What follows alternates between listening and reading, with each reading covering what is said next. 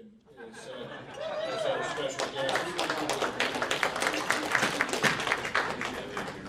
In your current incarnation, aren't you yourself an alumnus of this debate team? You've been known to write speeches on a train and take pictures for the legislature. Good deal. Okay. I would like to thank our registration table volunteers, Carol Anderson and Paul Myrock. And I'm Meade Treadwell. I'm president of Commonwealth North this year for about another month and a half. We are delighted today to have the UAA Seawolf debate team. I first need to remind you to put your cell phones on stun, silence them. And this has become an annual tradition at Commonwealth North, that each year we host the internationally award-winning UAA Seawolf debate team, and we ask them to debate a critical public policy issue before the Commonwealth North membership. And today's topic is whether Alaskans should always prioritize our renewable natural resources over non-renewable resources. And debate coach Steve Johnson will say more about that debate in a moment. I think I can say that this is a very current issue given propositions on the ballot, and thank you for selecting this topic. I'd also like to thank Mary Knopf and ECI for sponsoring this program. Hi, Mary.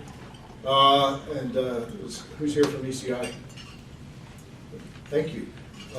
It's members like you that enable Commonwealth North to fulfill our mission and bring you programs like the one today. Now I'm going to introduce today's speakers. First off, Steve, why don't you stand?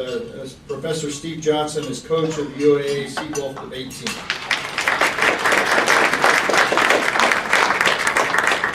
And I'm just back from a trip that took me to every position of longitude on Earth. I guess I will tell you that this team is well known around the world. It's not just known here. We also have two teams on my right, your left, are Haley Cavett and Genevieve Mina. They call themselves the passionate team today. They're both anchorites. And then on my left, your right, are Robert Hakama and Bryn Morse. They call themselves the balanced team. Robert is from Homer originally, and all the other three members are from Anchorage. And I'm just going to say one other thing about this team. There are people here in politics. There are people here aspiring to elective office. Welcome, Elise Galvin. Several sitting legislators, some of whom you'll hear in a moment. But you can't really get the public works done without good staffers. And I know I have been involved in hiring alums of this debate team. I know others have. Abraham Lincoln is a very good example right over there. What you're seeing here is raw talent that has already begun to make significant contributions to Alaska. I also want to acknowledge today's honorary judges in our audience who will help us with today's debate. Judy Brady, why don't you raise your hand?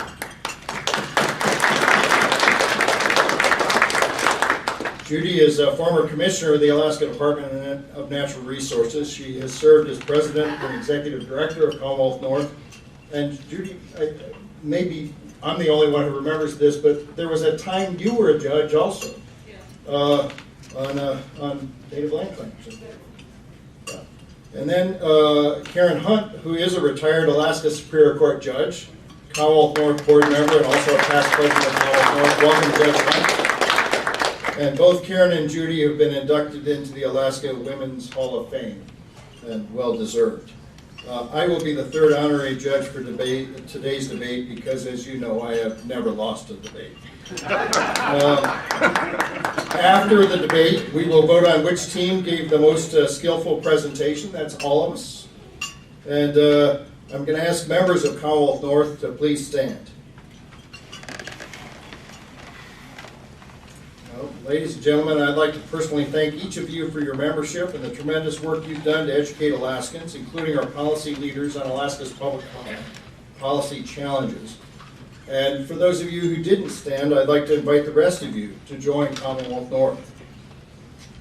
So, I've mentioned before the Seawolf debate program houses the internationally competitive Seawolf debate team.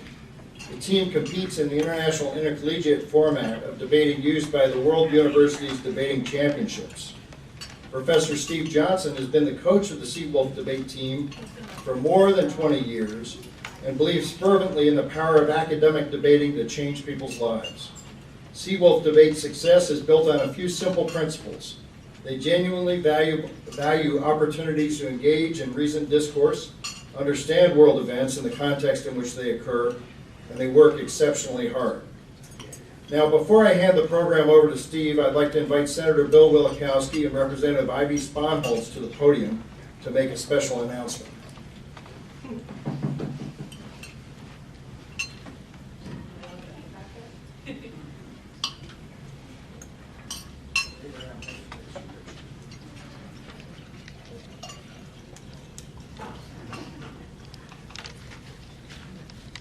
Hi everybody, I'm a little shorter than me. So I'm Representative Ivy Sponholz, and I am really excited to be here with me, who I worked with at the university for a long time, and he served on the advisory board for the Honors College and helped support the development of the Honors College. The university was a really important asset in our community, and I think that the Seawolf debate team is a particularly bright star amongst the university. I also want to give a shout out to former Chancellor Tom Case, who I had the pleasure of working with there as well. Each year, the legislature has the opportunity, each legislator has the opportunity to recognize 10 special people or organizations or teams that they think do really remarkable things. And we often use them to recognize contributions of individuals in our districts and our neighborhoods to help celebrate the good things that happen in our community. I particularly am extremely proud to be able to have the opportunity to recognize UAA Seawolf debate team today, and the entire legislature signed on to this. So Representative Jennifer Johnson was also a co-signer on this. The Seawolf debate team is a bright star in a lot of ways, and I think that Meade referenced some of that. This particular citation is to celebrate their success at the 2018 University Western Regional and U.S. Championships, and for the team's commitment to promoting public discourse throughout the state of Alaska. The debate team was actually formed in 1972, so it's older than I am, and it was at the Anchorage Community College then. Later on, it became the Seawolf Speech and Debate Team when the Anchorage Community College merged with UAA, and since then, the debate team has received multiple honors and recognition across the country, and has extended its reach across the world, including to China, where Steve Johnson has done a lot of work in terms of coaching and building debate in China. It's pretty exciting that we're this international leader in debate. The members of Seawolf debate team, they put an incredible amount of work into this process. In addition to juggling a regular course load, many of them have jobs. They also spend a lot of their free time trying to keep up on all of the issues that are in current event and keeping their debate team members apprised of what's going on. They meet twice a week to practice and debate with each other, and then another time to receive one-on-one coaching sessions. And then in competitions, they compete in the British parliamentary style of debate, which means that they only learn what their debate side is going to be, and topic is going to be 15 minutes before the debate, which is why they're constantly doing the research into current events and learning, studying deeply. They don't ordinarily have as much time as they've had for today's debate to prepare. So you have to admire their quick thinking on their feet. In March 2018, Seawolf Debate took both the first and second at the Western Region Championships, which I'm pretty excited about. The two final teams, Sam Erickson and Jacob Shurtleff and Robert Hakama, who is right here, and Haley Cavett argued a motion to allow convicted criminals to choose to feel the pain of their victims rather than serve a prison sentence. So they dig into really complicated, challenging topics. The Seawolf debate team actually took half of the top 10 speaker awards in the competition, including first by Robert Hakama, second by Haley Cavett, 4th by Sam Erickson, 6th by Jacob Shurtleff, and 9th by Genevieve Mina, who I'm actually pleased to say was also an intern in my office in 2017. So I want to celebrate all of the work that these remarkable students have done. We're very proud of them. We then went on to send 2 teams to the U.S. debate championships. Those were Sam Erickson and Jacob Shurtleff and Stephen Kranich and John Macy. And they qualified for the elimination rounds. There was only 2 public universities that qualified for the elimination rounds. One was UC Berkeley, and the other was UAA. Yeah.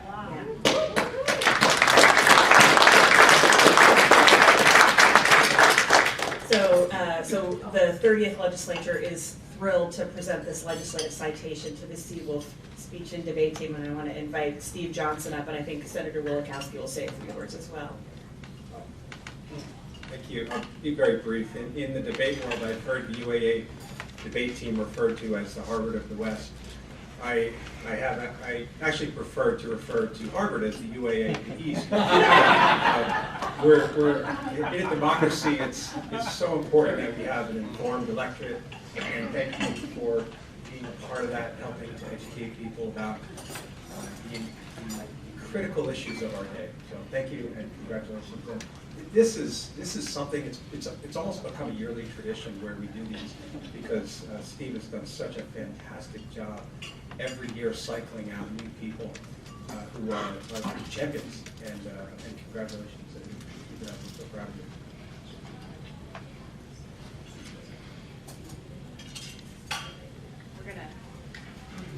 We're gonna do a little photo.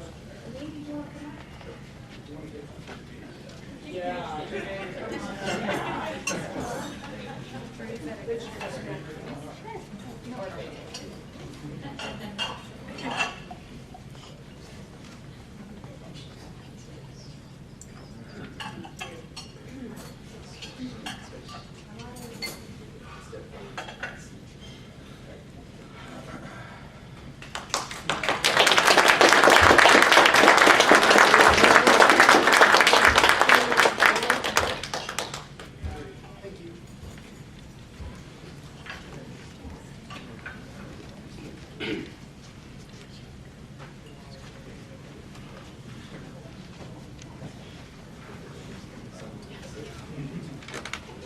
All right, with that, ladies and gentlemen, I give you Steve Johnson.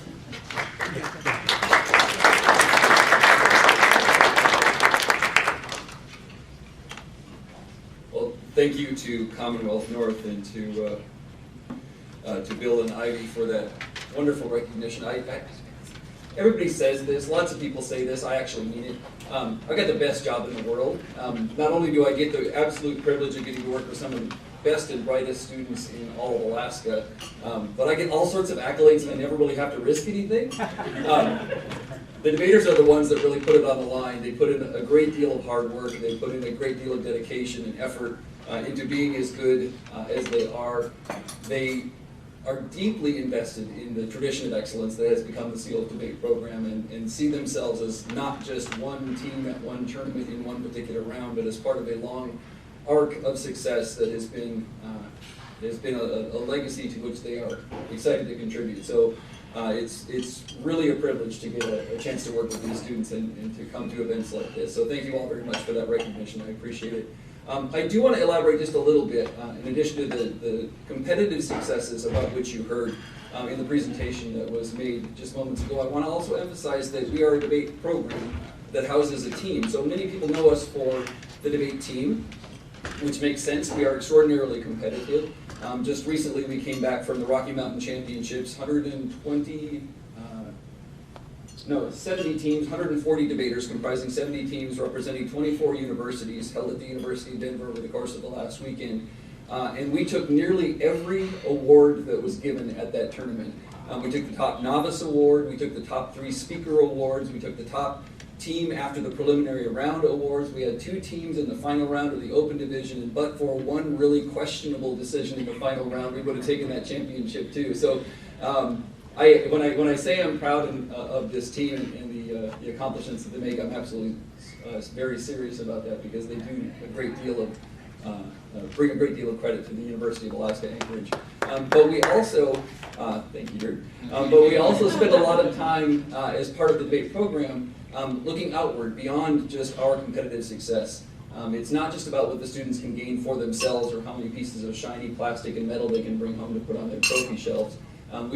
We very much believe in making these opportunities available to others in our community and in our state as well. That's why we pursue programs like the middle school public debate program that we initiated about 7 years ago, which now includes opportunities for middle school students in 6th, 7th, and 8th grade around Anchorage to engage regularly in competitive academic debate. We just recently expanded that program up to Fairbanks and have a lot of enthusiastic teachers up there that we're working with as well. It's also what drove us to introduce the McLaughlin Youth Center debate initiative that's now in its 2nd year, where we actually put our debaters into McLaughlin to work with their students to improve their ability to communicate and to understand and critically analyze those policy issues that are before them as well. And so I'm very proud of what this team does, and I'm very pleased to get a chance to show them off with you here today. Let me tell you a little bit about how things are going to work today, and if I could ask the person who is managing our AV today to switch over to the voting screen. So what you're going to see pop up here in a second is an opportunity for you to register your opinion on the motion that is going to be debated today. The way we do our public debates is to do a pre-debate and a post-debate poll, and we compare the results of that pre- and post-debate to award the win to the team that caused the most change in the audience's sentiment based upon the arguments that they made. To do that, of course, we need to capture your attitude before the debate begins. So if you would take a moment now, I know that Reed asked you to put your cell phones away. I'm going to ask you to get them out just one more time. If you could take a moment to choose one of those 3 positions. Either you, at this point before the debate, agree with, disagree with, or are unsure about your position on the motion. The motion is up there at the top of the slide. The state of Alaska should always prioritize renewable resources over non-renewable resources. You can text one of the 3 codes that corresponds with agree, disagree, or unsure to the number 37607. It looks like some of you have figured that out already, so the votes are coming in. We'll let that run during my opening comments here. We'll shut the poll off as the debate progresses, and then once we have a chance to hear from our guest judges, we'll take another sample of the audience's attitude and see whether or not the pro or the con had the most effect on changing your opinion through the arguments that they made over the course of the debate. The style of debate that we're going to demonstrate this morning is very similar to the type of debate that we compete in competition. It involves 2 teams, a pro and a con side, arguing for and against that motion. Each of those speakers on each of those teams is going to get 1 7-minute opportunity to make their best argument for or against the motion. And so we'll start with a member of the proposition team and alternate back and forth between the proposition and the opposition, so we've heard all 4 of those speakers give their best arguments for and against that motion. During the speeches, you're going to see, first of all, you're going to hear a bell. A single bell will ring when 1 minute has elapsed in each of the speeches, and another single bell will ring when 1 minute remains in each of the speeches. In that intervening 5-minute period, the debaters from the opposing side are allowed to ask points of information of the primary speaker. So if, for example, the first speaker from the proposition is making her case about the motion, either Bryn or Robert could rise and ask for the opportunity to ask a point of information. A point of information is an organized interruption, usually posed in the form of a brief argument or a question that challenges something that the speaker is saying in his or her material. If the primary speaker grants them the opportunity to ask that point of information, they step back from the podium, the person makes the point that he or she would like to make, they sit back down, and the primary speaker returns and continues on with his or her commentary. Understand that the primary speaker's role is to manage the time that they have appropriately. The time doesn't stop when a point of information is asked, which means that they are essentially giving up their opportunity to make arguments so that their opponents can question them. So you might see a lot more requests for points of information than you actually see granted opportunities for points of information. It's entirely likely that Bryn or Robert may ask for that point of information and the speaker simply waves them down. Don't assume that Haley or Genevieve is being rude. Part of what they're expected to do is to manage that time appropriately. So they'll choose the right moment to allow 1 or 2 points of information at some point during their speech. The other caveat that I like to remind people of with regard to how our debates function is that the type of debate in which we participate, and for that matter all academic debate, is designed to be an intellectual exercise. The point is to learn the skills of effective persuasion and argumentation in the context of controversial propositions. You don't, when competing in a tournament, or actually when doing public debates like this, the debaters don't get to choose their side, they don't get to choose their topic.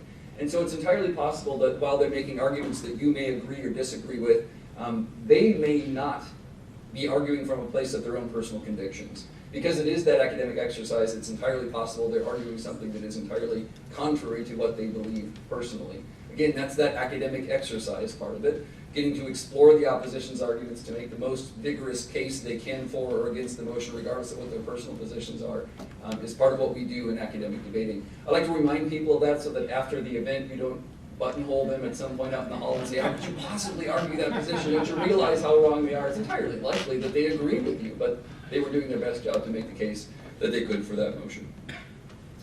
The motion before us today. So Alaska has long struggled with this question, from Project Chariot to the Exxon Valdez, to whether or not we should log the Congress or whether or not we should develop Pebble Mine. It seems like we are constantly embroiled with questions of whether we prioritize our non-renewable resources over our renewable resources. Of course, Meade made reference to the ballot measure 1 that is currently before us next week that we're going to vote on. And we're once again being asked, what is more important to us, or how do we strike that appropriate balance between the impact of developing non-renewable resources on those renewable resources that might be affected. So when we were talking with the leadership of Commonwealth North about what motion we should be exploring, it seemed like this one provided us with a big enough space within which to examine some of those questions without getting down into all the technicalities of a particular policy. So prepare to understand today that the debaters are going to argue this in the most general of senses. How do we make a choice about those resources when they come into conflict with one another? And so while they certainly may make reference to particular projects or particular laws that we have in place or regulations that govern our development of those things, understand that they're going to be speaking generally to the philosophy that we as a polity should hold with regard to how we develop those resources and what we should prioritize in those moments. So I look forward in just a few moments to allowing these debaters to take on that question. Let me reintroduce them to you just so you have a better sense of who they are. Arguing on behalf of the proposition are Genevieve Vita and Haley Cabot. Genevieve is, Genevieve is a senior majoring in biology and political science. Haley is a senior majoring in history. Representing the con side today will be Bryn Morse and Robert Hakama. Bryn is a junior majoring in mathematics, and Robert is a senior majoring in international relations. So at this point, we can go ahead. I think most people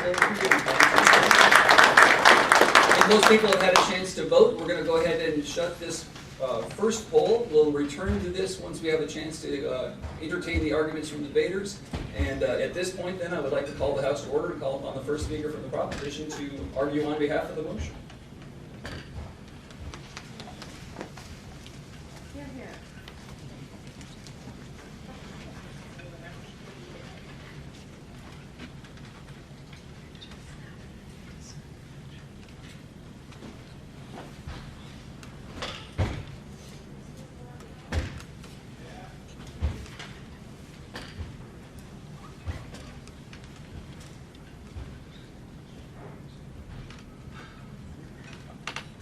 It was President Theodore Roosevelt that said, "Cherish these natural wonders, cherish the natural resources, cherish the history and romance as a sacred heritage for your children and your children's children. Do not let selfish men or greedy interests skin your country of its beauty, of its riches, or its romance." And I think as Alaskans, we can all agree that it is sacred territory and sacred lands that we are able to prosper our economy and our state from. But the important question right now, and especially in terms of our economy and of our state's future, is whether we should prioritize renewable resources over non-renewable resources. What am I going to do for you today? First, I'm going to define the terms of this debate, of which we are going to be arguing on, then provide a little bit of framing, and then provide you 2 constructive points of support of our motion. First, in terms of the model, 3 points. First, we would define renewable resources as natural resources. So this looks like salmon streams, the wilderness, our forests, but additionally renewable energy. So solar power, wind, hydroelectric, hydrogen, and fuel cells. Second,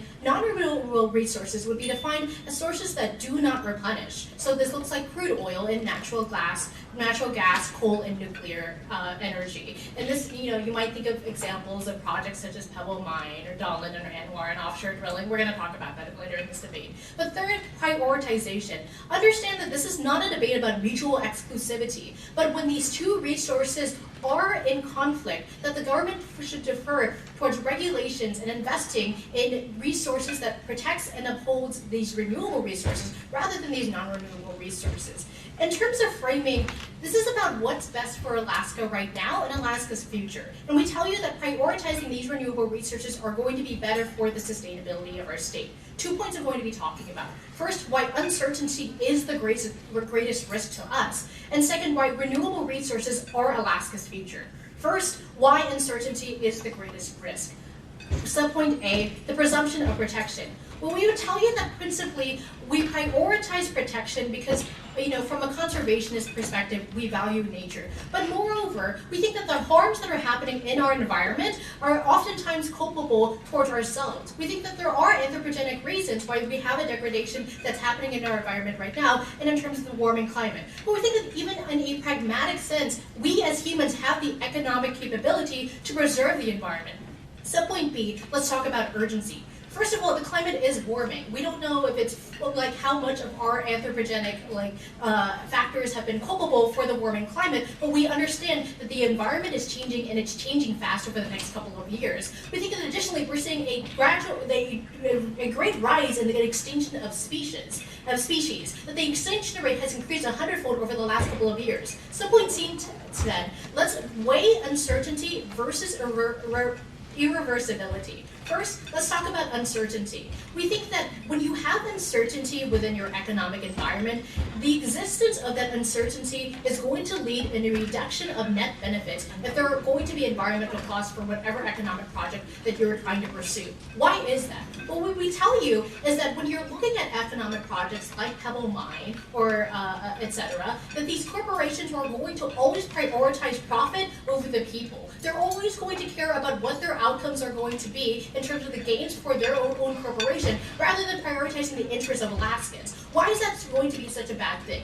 2 reasons. The first reason is what we would tell you is that they're always going to focus on short-term gains for their corporations rather than the long-term sustainability of their state. It's because when you have projects that are motivated by extraction, right, that they're always going to be prioritizing those short-term financial gains. But additionally, the second reason why this is going to be so harmful is because their own motivation for extraction and for profit are going to override environmental concerns. That's particularly harmful in a state like Alaska because we have such an oil-dependent state. I mean, we're literally arguing in a place called the petroleum club. We think that things like this is going to decrease our future for a diversified economy. Additionally, let's talk about reversibility, right? Why is reversibility so harmful? First of all, it costs a lot to replenish resources that don't exist anymore, right? Think about the amount of money in the lower 48 that they have pursued in trying to replenish their salmon streams, right? It is egregious. We think that additionally, reversibility is so bad is because it harms a lot of different economic livelihoods. The fishermen in Bristol Bay, or subsistence living in rural Alaska. But additionally, we think it harms a lot of Alaska Native Indigenous culture and interests, right? When the Gritchen people say that they don't want ANWR as a project to happen in that territory because they've had a reliance on the porcupine caribou herd for thousands of years, we think that is a concern that we need to weigh. So when we have these two conflicts, we understand how much humans can contribute and that it might lead to an irreversible outcome, so that we then would defer to being the actor to take agency to reverse those outcomes. That's why we would prioritize renewable energy. Sure. Look, if the environmental conditions that are so pristine that you say Alaskans value is so necessary to the sustainability of the state, isn't it the case that multinational corporations have to make sure they don't screw up and spill and do awful things so that Alaskans don't kick them out? I would say our unique culture and preservation of our pristine conditions make sure the corporations have to be accountable even if they don't want to. For sure, but the biggest profit that Alaska is gaining is not just the protection of our natural resources. It is because we are an oil-dependent state. We see that corporations are still going to prioritize the for-profit motives rather than protecting those natural resources, even if we do buy that argument. So second, why renewable resources are Alaska's future? We think that, first of all, renewable resources are going to be enough to sustain our state. We don't have to be an oil-dependent state anymore. We think there's a couple of things that we could do as a state to make sure that we change the renewable resources. We could, first of all, just balance our budget in the first place. We could second of all save money through energy efficiency projects, right? Yeah, I balanced the budget, I know, right? But when we talk about organizations like GREEK, we see that Alaskans are spending like $5 billion a year on heating and electricity and transportation, and we're wasting 20% of that. We could have energy efficiency so we can save those costs and then use that money to sustain our state through geothermal, wind, tidal, wave, what have you. But additionally, we can pursue renewable energy because it's going to be the way to improve Alaska's economy today into the future. Why is that? We think, first of all, the economy is shifting towards renewables. When they tell you why coal is so important, let's focus on the fact that the U.S. coal industry employs 76,000 workers, while the solar power industry employs 260,000 Americans. We think that's a good indicative shift towards how the economy is moving. But additionally, we think that moving to renewables creates a global focus. Look at how Iceland has pursued renewable energy policies, and they're shifting to a hydrogen-based economy. We can do that here in Alaska too, but it is about what we value. And this is more than a debate about salmon, it's more about wind turbines, but it is an Alaska that we want to pursue into the future. We think renewables are a better way to get to that. Proud to propose.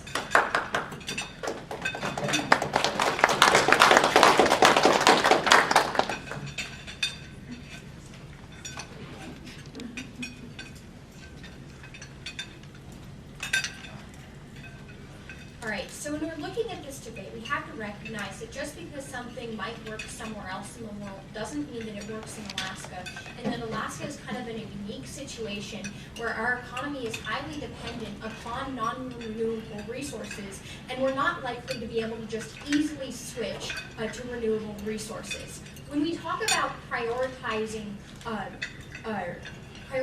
development of non-renewable resources, that doesn't mean that we're going to go out and completely destroy the environment.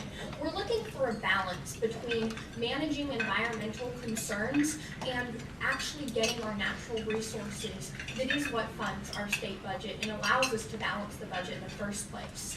Another thing we have to consider is resource extraction will happen somewhere. There's a demand in the world for these resources, and either it happens in Alaska where we have very good environmental concerns, or it happens somewhere else where there are no good environmental concerns, and we don't see that those solutions to global warming that Genevieve wants to tell you Alaska could bring about.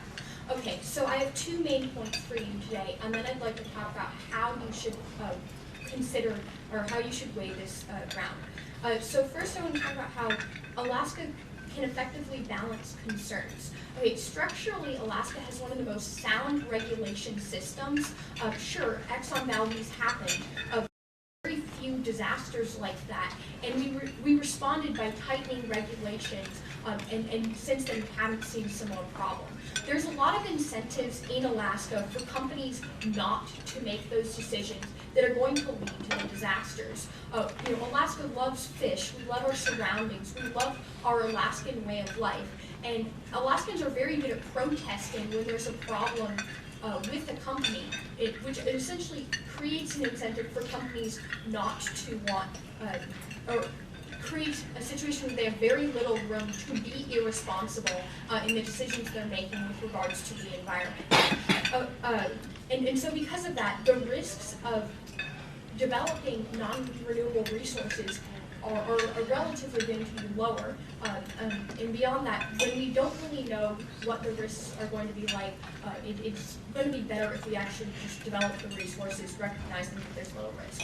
Okay, second, we'd like to talk about how these non-renewable resources are essential to the Alaskan economy. The McDowell Group released a report in 2016 that said about 90% of the state budget comes from these non-renewable taxes, and 80%. So, and one of our concerns is how much of the money that the oil companies are earning are actually going to Alaskans. Well, 80% of the direct wages that they pay out go to Alaskans, which accounts for $749 million a year in wages. And there's also about $3.13 billion in indirect wages and $4.6 billion paid to Alaska vendors. And we talk about those numbers, and you think, why can't we just replace that? Well, we've seen right now that we're not really able to just see new industries pop up in the state because the training and the education people have are directed towards those types of jobs. And because industries don't just like come out of the blue.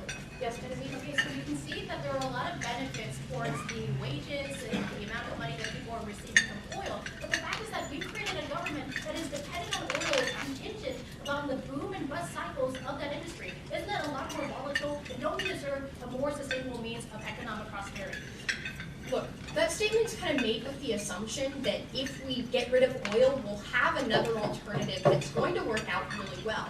The reason we've chose to go with oil is because it gives us so much money, and because even when oil is at a low, like the state is still better off with that income than with the lack of other industries providing for the state budget.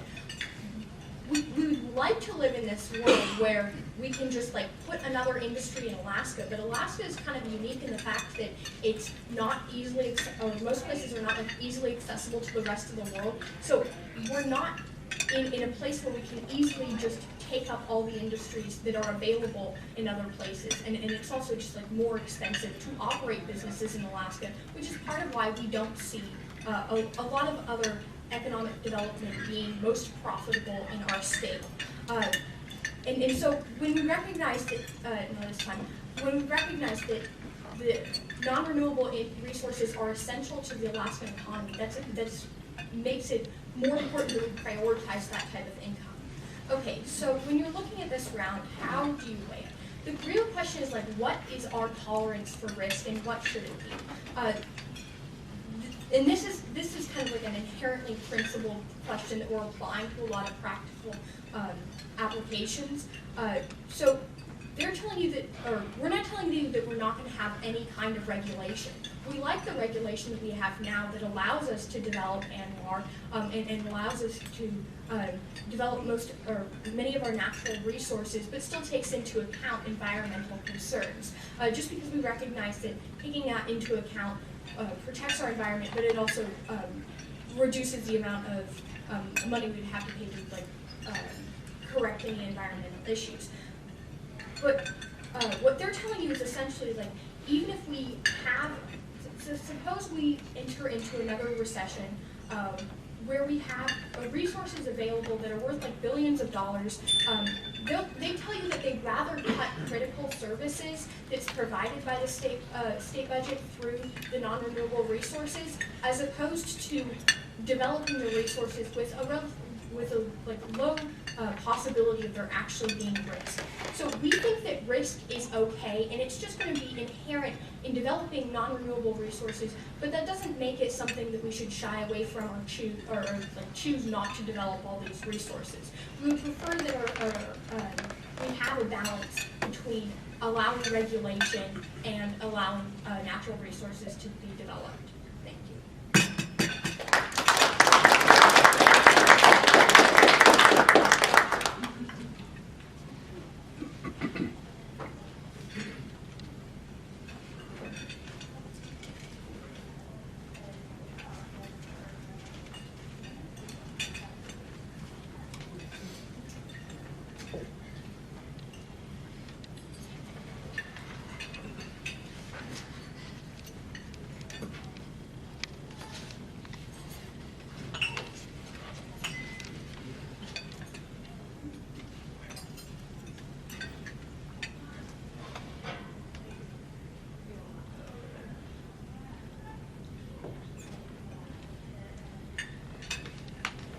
I was born in Alaska, and I was raised in Alaska, and I'm going to stay in Alaska. It's a terminal stay that I have planned here. And I think that for most of you here as well, you're here because you care about our state, and we all want to try and create a state that is going to be better than how it has been. The problem with what we're hearing from opposition is what we've heard about our state and how the way our state prioritizes its economy, and we think that we've seen that that's not enough anymore. We have a unique opportunity, and opposition is right. Alaska is a unique state, but we think that is a strength and not a weakness. It provides us the unique opportunity to change our state for the better, and we believe that it is imperative that we do so by prioritizing renewable resources over those that are not renewable. I have 2 points in my speech today. First, I'm going to tell you about how prioritizing renewable resources is the only way that we can begin to develop them fully. But secondly, I'm going to give you some way why we ought to err on the side of caution in this idea of balance and how do we best protect our state. First, into this idea of prioritizing renewable resources as the only way to develop them fully. We think that this has to be something that is a government-endorsed plan, not just something that we hope that corporations do. And we understand that corporations are going to be interested with profit. They are, hopefully, going to try and take measures that mean that they are able to maintain that profit in the long term. But we think you have to understand that profit does not mean allowing people to be able to continue to hunt the caribou herds that they've been hunting for thousands of years. Profit means what you have at the end of your gross margin at the end of the fiscal year. And we think that at that point, they're always going to weigh what is better for them versus what is better for the people of Alaska when those things come into conflict. But we think secondly, we think that oil and mining is so entrenched in our Alaskan identity. It is always the answer that we rely on. It's like that quote, right? Where whenever all you have is a hammer, everything becomes a nail. The problem is that we think that we've seen that our economy is stagnant. Our economy is not going to ever be better than it once was, and we believe that we have to tap into this untapped resource that is all around us in the form of these renewable resources. We think that whenever opposition says that there is no guaranteed success, they fail to look at the fact that we already are seeing these successes not only in our own state, but in other places around the world. Renewable energy are already breeding grounds in Alaska. 10% of the world's microgrids are in villages up north, and we believe that we are setting an example for how these different kinds of renewable energy can be used effectively to help all of those who live in Alaska. But we think secondly, we think that even if we look at countries, right, like Germany, which is the poster child for what good renewable energy looks like whenever you develop it as a stable economy, they had access to cheap gas and oil, but they chose to have this as a kind of government policy, this idea that this has to be something that the state endorses, that the state says ought to be prioritized, because they understood that whenever given the choice, companies and people are going to do what is most immediately profitable for them in the short term, which in that case, as in our case, is always going to be on what is already established and what is already working. There's a famous quote that says that you have to burn the boats in order to take the island, and we think that's essentially what we are advocating for here whenever we have to deal with this conflict and whenever we have to deal with this idea of prioritization. We believe that it is the responsibility of all of us and the state to be able to say that this is the choice we believe we need to make from here on out. But we think it's important too to talk about how Alaska is untapped for renewable resources. We think that we have unlimited opportunities to be able to develop these kinds of resources. Things like tidal and wave energy, geothermal, solar, timber, wind, all of these different things will not individually solve for all of our problems. But we think that by building up the infrastructure to be able to support these different kinds of industries, we can see something that is comprehensive for the whole state. Yes, there are lots of jobs that oil and mining provide, but we think that we've seen that people get laid off by the thousands whenever that is no longer profitable for companies to keep them employed. We think that what you're going to do is see more stability in these kinds of jobs and infrastructure, because we are now going to have jobs to build this infrastructure, to build wind plants, to research different types of tidal energy, and that those kinds of jobs are going to be just as good, but more sustainable into the future. The problem is that there isn't homegrown interest as of now, because oil is always going to be there.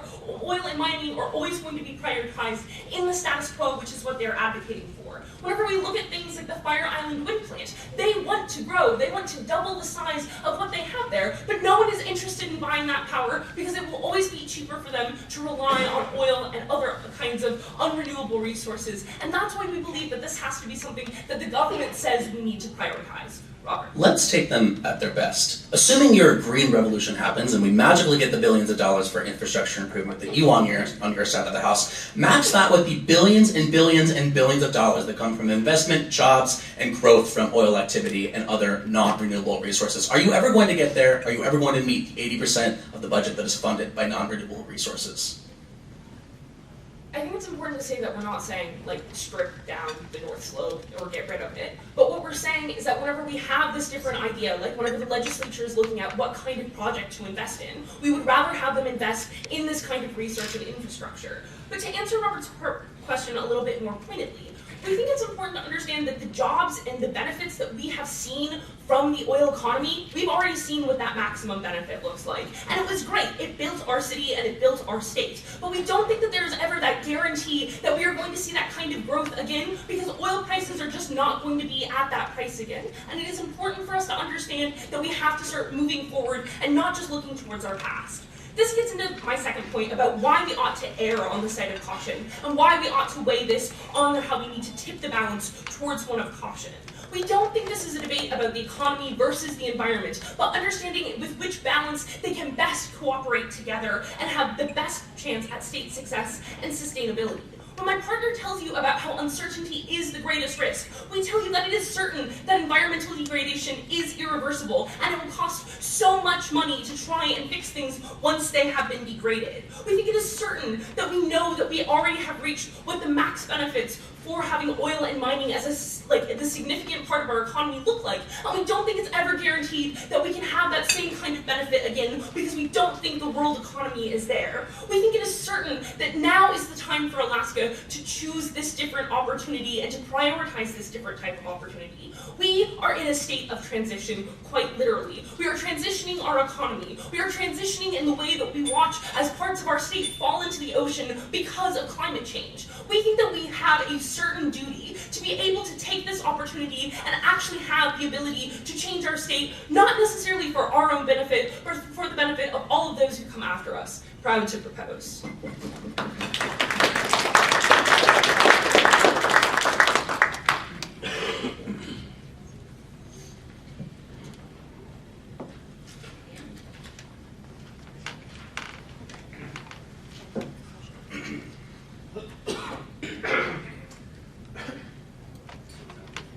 Does this work?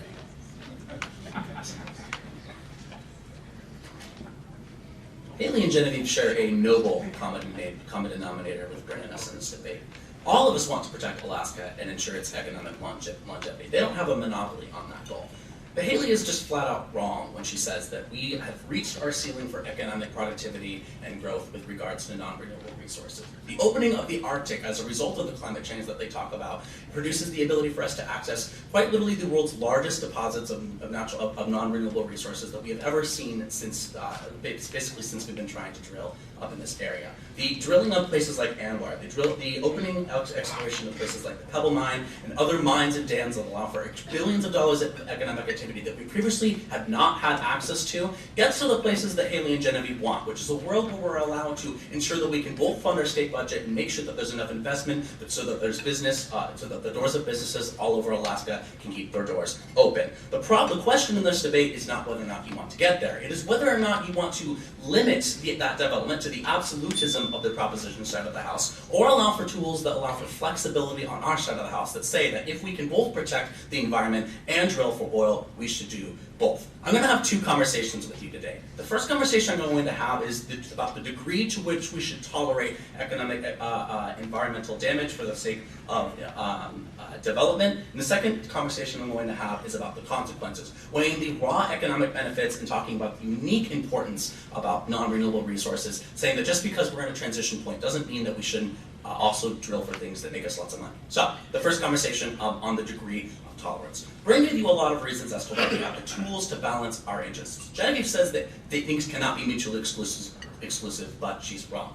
Bryn told you about the regulatory concerns that we have and the ways that we can protect natural, pristine environments. We have some of the most advanced regulatory structures, quite literally, in the world, and we've learned our lessons from Exxon. We have cultural ways that we can protect companies and stop them from pursuing the naked self-interest of privatization that Haley talks about in her speech. Given the fact that after the Exxon Valdez oil spill given the fact that Alaskans came out in swaths to make sure that Exxon cleaned up their mess quickly and ensured that those fish populations were protected, we think that has protected Alaska from future environmental disasters as a result of that previous concern. What does that mean for this debate? It means two things. The first thing it means is that over time, the environmental consequences that they talk about are extremely, extremely low. Probably lower than in any other place in the world. Because given the fact that we essentially culturally worship the environment that we have, in the same way that we've all been talking about through this debate, it makes it incredibly difficult for corporations to engage in development, development of our resources without being extra cautious. In response to this, we in response to this, we get a plan of complete non-engagement. They say, well, profit margins exist and they will always prioritize that profit.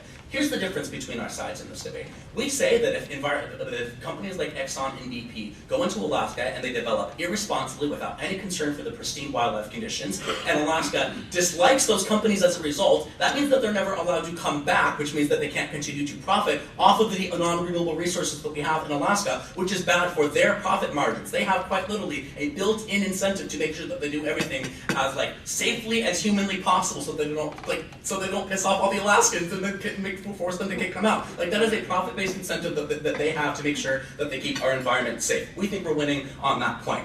Other points of engagement we think we got from the proposition were non-responsive. They said that we need to diversify our economy. And from a university student, they gave us two things. They said, let's balance the budget. Okay, Mike Dunleavy, we've already cut the budget some 45%, some 45, 46%, in a way that if we cut it anymore, we're going to be cutting to the bone. The destruction of the university budget, which, hello, we're university students here, the destruction of social services, the destruction of K-12 education, comes as a result when we say, if we just cut a little more and a little more and a little more, we're going to get to prosperity. But even then, they say, well, we're going to build infrastructure in rural Alaska so that we can fund renewable energy resources. I think Brent gives you a couple of really good reasons as to why that's not going to happen. It's simply not as profitable insofar as we are in a location that is far more restricted for access to building infrastructure. The reason that hasn't happened in the first place, Haley, is because it is not profitable to do so. It is profitable to exploit natural non-renewable resources to make billions of dollars to fund our state budget. We also say things like the lack of sunlight make our situation far different from a place like Germany, which enjoys the support from its public for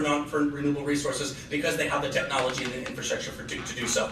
Alaska is unique in the sense that we're not able to do those same things. You can't fiat billions of dollars of infrastructure in the interior of Alaska to help support this, given the fact that companies have no incentive to build it in the first place. You don't have the money for that. What we do have is places to exploit and places to drill in and places to build in that allow for Alaska to continue to sustain itself in the future. Here's the importance of this point at the end of this debate. Insofar as we have the tools to balance both the concerns of the opposition and the proposition, we think you should err on our side of the debate. But if that's not enough for you, we're going to move into a conversation about how even if all of that isn't true, we think you should prioritize non-renewables because of the importance economically to our state. Before I do that, I'll give them one more chance. You also can't fiat that this was going to be sustainably profitable. The norms of environmental concerns, whenever they are not enshrined in governmental protections, means that they can be changed at any point in time. But even if we buy all of that, how are you going to guarantee that these are not going to be volatile the way we've seen oil and mining I'm before? not sure if you missed the last 14 minutes of our constructing material, but there is structural abilities for us to protect the environment as a result of the most advanced regulatory structures that we have in the world. And moreover, even if those don't exist, we have a cultural emphasis on protecting wildlife, which ensures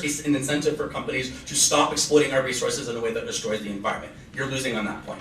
Conversation about economics. We say that weighing the raw economic benefits leans to our side of the house. Just $1 billion more in jobs, investment, and direct wages we think that you can't get from renewables because they aren't profitable enough, because we're in a really weird, unique location, means you should prefer Brennanized argumentation. But we say there's a unique importance of non-renewables. Insofar as that Alaska doesn't have a whole lot of abilities to diversify our economy, and the only way that we're able to fund the services that we all enjoy, i.e. buildings like this, i.e. roads like that, i.e. all the things that we enjoy, the university that got Genevieve Haley, Brent and I here in the very first place, rely on non-renewable resources. The danger of deferring to environmental protection in an absolute sense is legislation like Proposition 1. Legislation like Proposition 1 that limits the ability for us to develop responsibly. Legislation that is poorly written and has no concern for balancing interests of all Alaskans and making sure that we continue to preserve the pristine living conditions and economic certainty that we've had for the last 50 years. The decision in this debate is that Prop wants to absolutely restrict development. We say you need to give Alaska the flexibility needed to sustain Alaska's livelihood. The only way you get access to tourism has to stem from economic activity. Rural locations need energy that you can't get from renewable resources. Education and social services rely on funding the budget with a certain form of revenue, and that is non-renewable resources. We say you should prioritize those if you can balance the concerns of environmental protection. We say you can do both, which means you should vote for opposition. Very proud.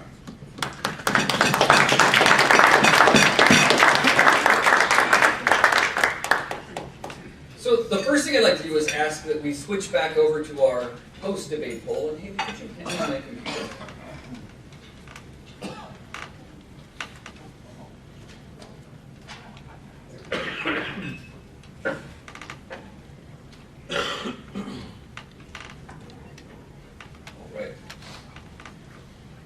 these are a new set of codes based upon the arguments you've now heard from the debaters. Take another chance to grab your cell phones, text in your opinion about the motion now that you've heard from the debaters and their arguments. While you're doing that, I'm going to ask our panel of judges if they would be willing to give their rendering of the debate, the decision that they would prefer based upon the arguments that they heard. Haley, could you do me a favor and run the, oh, Aaron's got it. So, Mead, Judy, or Karen, anybody volunteer to go first?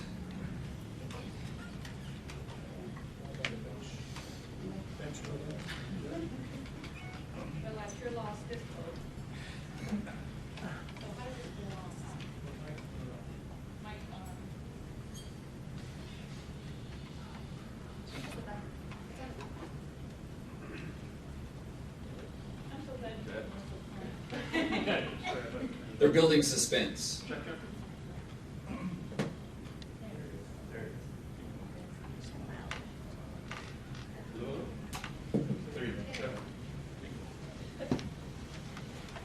I thought both sides made interesting arguments. I heard the first set of arguments like this, I think, 45 years ago. Right after I came to Alaska in 1963. We had become a state in '59 because of oil in Cook Inlet. Part of the deal on that, when the six oil company people sat down with the six big environmental groups, remember big environmental groups were just forming then, huge, big ones. Part of the deal was that they would open the refuge to oil because Marco had discovered some oil there, and it had been shut down, if they could take 1 million acres off of the Arctic slope, which was the start, and they did, which was the start of the Arctic National Refuge. So we've been making deals on resources and land ever since then. We had a land rush here, not a gold rush, 365 million acres with big environmental groups starting, the native groups interested, with the state interested, with the federal government interested. It was like Christmas for people who cared about lands. So these arguments have been going on since, and you remember we only got the oil line by one vote. The vice president had to vote, but it didn't come under the environmental study. So the question always is, what comes first and what comes second? We were very lucky. When I came, there was 3,000 native kids without a school to go to. No high schools in about 2/3 of the villages in Alaska. They had never been to high school, some of them. Now we have the money for that. We have the money for good schools. We have the money for good debate teams. We've been very lucky. And we hope we will continue to be very lucky. We've also been very strict about how resource development is done. The comments on we have been the most strict are absolutely true, and continue to be the most strict. The question is, what renewable resources would we develop? And we've been looking at that for years. Every single new governor says, boy, we're gonna diversify our economy. Well, the only resource you have is timber. And I can tell you when I was commissioner and advocating for timber sales, I only got burned in effigy once, which I thought was actually twice. Okay. Yeah, okay. And people were very serious about it. Boy, angry. No, they did not want timber. Then there was, about 10 years later, the question, Siri was the question of tidal power. And so they couldn't do it in Cook Inlet because of the beluga whale. So they tried it out of Cordova, and the environmental groups there from Seattle shut them down. So every time we have tried non-renewable, frankly, we have been shut down.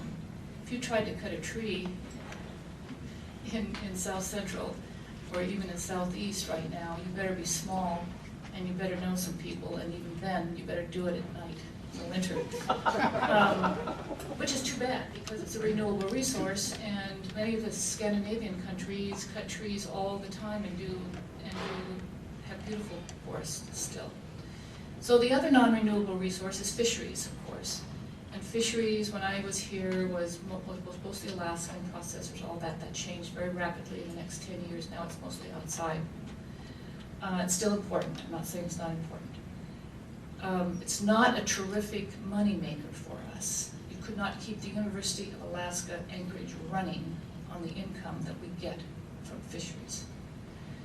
So, but that's okay, we could shut down Fairbanks because, I mean, we all know what our priorities are. I know, well, I was in the days, and it hasn't changed. That's the other thing that hasn't changed, is how much University of Anchorage and University of Fairbanks like each other and cooperate. Some things, unfortunately. So the other thing, so if you only have timber as a non-renewable resource and power, and the power, non-renewable, is always paid for by the federal government, and those subsidies are going away. The other thing about non-renewable power is that we do not have the battery power to hold power. So what happens even in Cook Inlet, which I admire very much for their, if there's no sun, if there's no wind, there's no power. We don't have the battery backup to hold the power. So we would be with no power a whole lot of the time.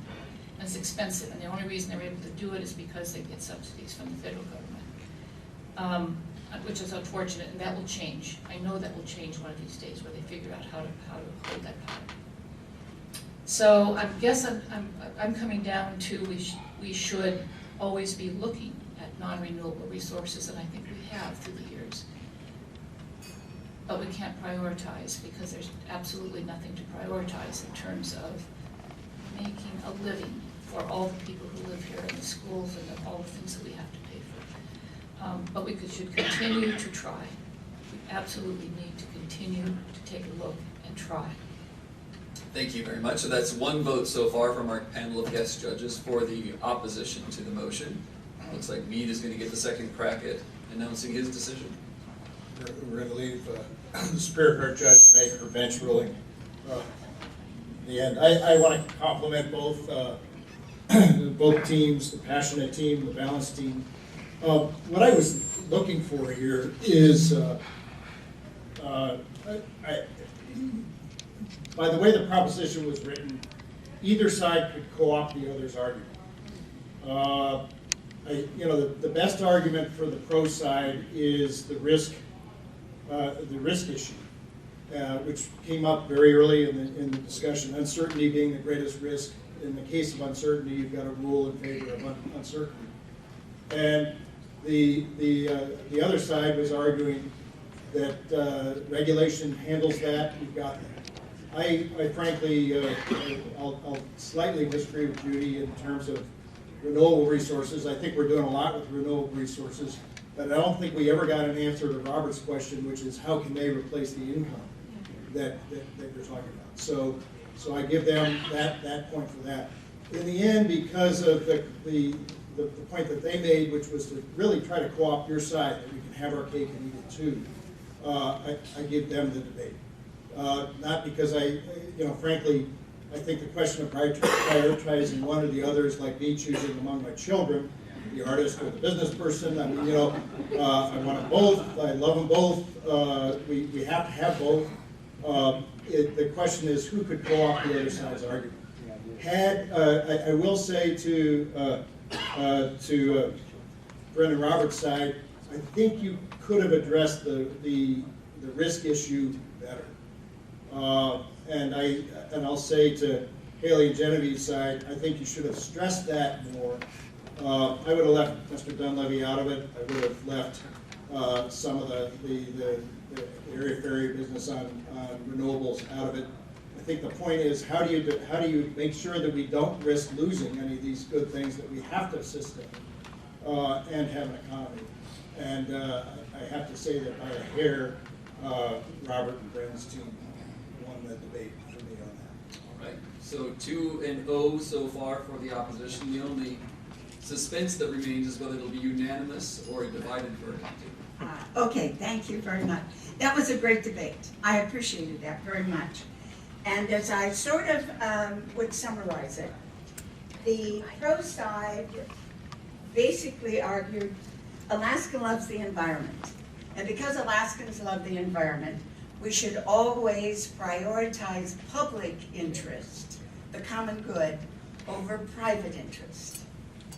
And the response from the other side was, I kind of expected you to say, yes, Alaska loves its environment, Alaskans love their environment, but they also treasure the PFD. And so, not hearing that argument, nonetheless you did argue that yes, we do love the environment, but we are reliant and dependent upon non-renewable resources for our current sources of revenue. So it turns to me, the debate turns on this question of, on one side, it's too risky to wait to see if we can have renewable resources that will provide the revenue that we need or that we become, that's available to run the state of Alaska. The other side, who is pro-prioritization, basically argued, well, you just have to invest in the infrastructure, thereby glossing over the basic issue was, yes, but where does the revenue come from to do that if you prioritize, as a matter of policy, that it is always non-renewable over renewable? I find very interesting that in both cases, on both sides, the bottom line that they gave to us is that the answer to whatever side you take is government regulation.